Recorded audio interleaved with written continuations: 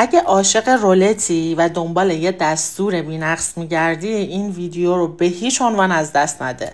زرده و سفیده تخم مرغ رو جدا کن، به زرده ها شکر و یه کوچولو وانیل بزن و حدود 5 دقیقه با دور تند همزن بزن تا کرم رنگ شه و بعدم شیر و آب گرم رو بهش اضافه کن.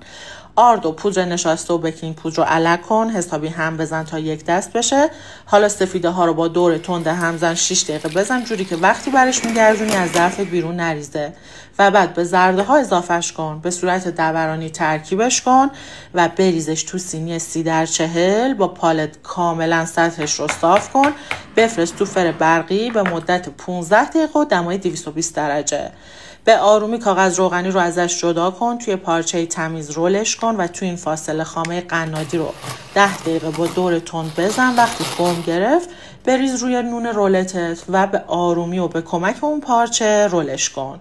سطحش هم میتونی با خامه کاور کنی و اگه دوست داشتی پودر کاکائو بزنی دقیق برش بده و به دلخواه هم تزیینش کن. من نمیگم ما کسایی که ازش خوردن گفتن خفن ترین رولتی بوده که امتحان کردن. امیدوارم شما هم درست کنید و دوست داشته باشید.